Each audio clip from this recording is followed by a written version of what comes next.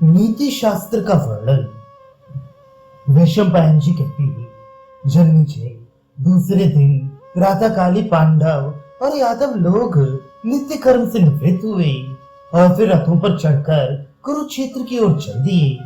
वहां भीष्म जी के पास पहुंचकर उन्होंने व्यास आदि महर्षियों को प्रणाम किया और उनसे आशीर्वाद पा वे भीष्म जी के चारों ओर बैठ गए।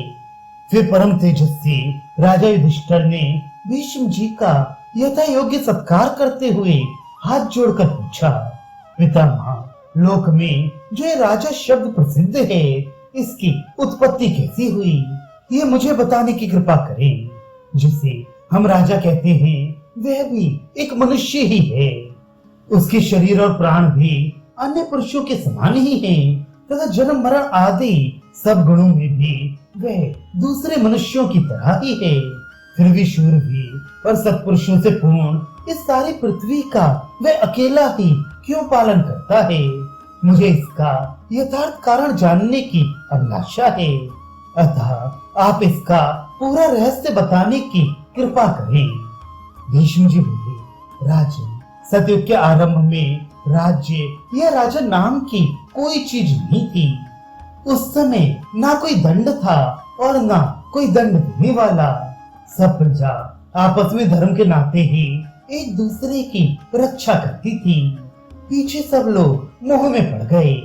इससे उनका विवेक नष्ट हो गया और विवेक का नाश होने से धर्म बुद्धि भी जाती रही। सब लोभ में फंस गए और जो वस्तुएं जिनके पास नहीं थी उन्हें पाने के लिए लालायित रहने लगे।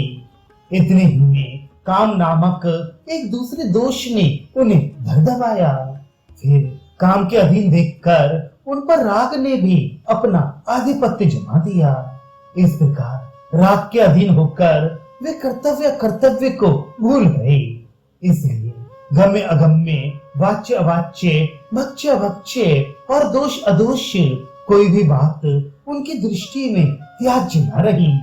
इस प्रकार मानव समाज में धर्म विप्लव हो जाने से वेद भी लुप्त होने लगा और वेद का लोप होने से धर्म मर्यादा ही नष्ट हो गई।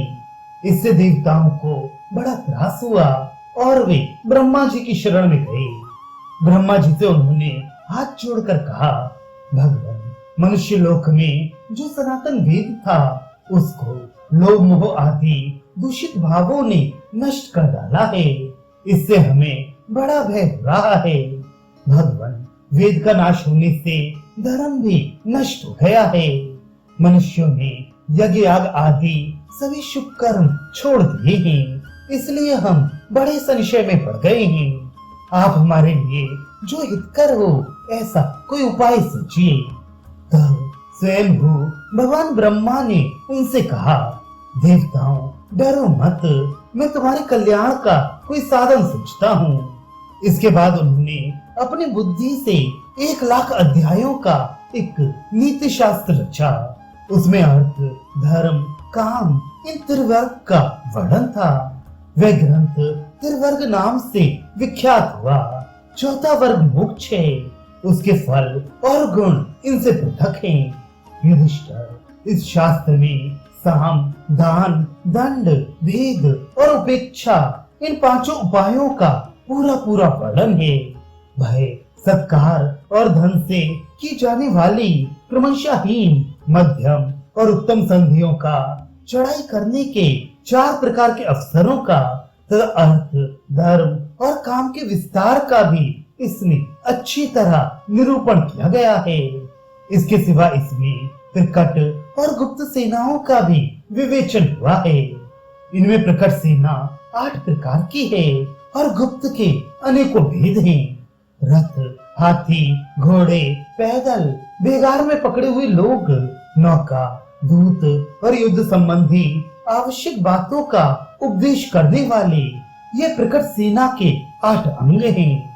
यही नहीं, इसमें मार्ग के गुण, भूमि के गुण, रथ, हाथी, घुड़सवार और पैदल सेना को पुष्ट करने के अनेकों उपाय, तरह तरह की व्यूह रचना, अनेकों प्रकार की युद्ध कौशल, युद्ध करने की और उससे निकल भागने की रीतियां, तथा शस्त्रों की रक्षा के उपाय भी बताए गए हैं। दूध की शक्ति से होने वाले राष्ट्र की वृद्धि, शत्रु मित्र और तटस्थों के विभाग, बलवानों के नाश और अवरोध, शासन संबंधी अनेकों सूक्ष्म कार्य, मल्ल क्रीड़ा और शस्त्र संचालन की विधियां, जिनके भरण पोषण का कोई प्रबंध ना हो, उनका पालन और उनकी देखरेख, सुपात्र को दान देना, व्यसनों से बचना, राजा के गुण, सेनापति के लक्षण, अर्थ, धर्म और काम के साधन तथा उनके गुण दोष, अपने आश्रितों की आजीविका का विचार, सबके प्रति संशय रहना, प्रमाद से बचना, जो वस्तु मिली ना हो उसे पाना और प्राप्त वस्तु की वृद्धि करना, बढ़ी हुई वस्तु सुपात्रों को दान करना, धर्म के लिए धन लगाना तथा भोग और दुख निवृत्ति में भी धन का उपयोग करना, इन सब बातों का इस शास्त्र में वर्णन हुआ है। काम और क्रोध से होने वाले 10 उग्र व्यसनों का भी इसमें उल्लेख है।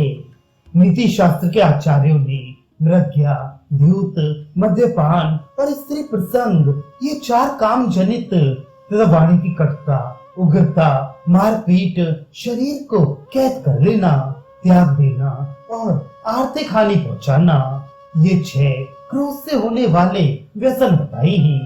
तरह तरह के यंत्र और उनकी क्रियाओं का शत्रु के राष्ट्र को पीड़ित करने का तथा उसकी सेना पर चोट करने और उसके निवास स्थानों को नष्ट करने का भी इस ग्रंथ में उल्लेख है।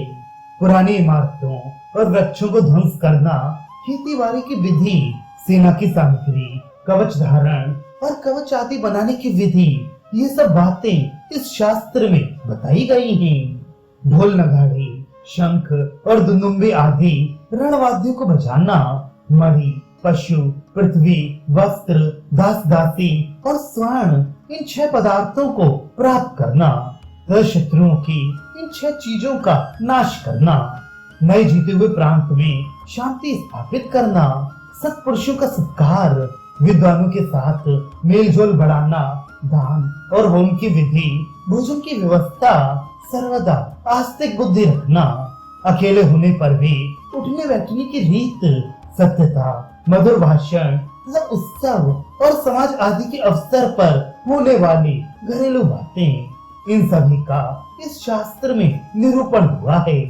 देश, जाति और कुल के धर्म, अर्थ, काम, मोक्ष, इन 4 पदार्थों के लक्षण और इन्हें प्राप्त करने के उपाय तथा जिन साधनों से मनुष्य का आर्य धर्म से पतन ना हो, उन सभी का इसमें वर्णन है। इस नीति शास्त्र की रचना हो जाने पर ब्रह्मा जी को बड़ा हर्ष हुआ और उन्होंने इंद्रादि देवताओं से इस प्रकार कहा।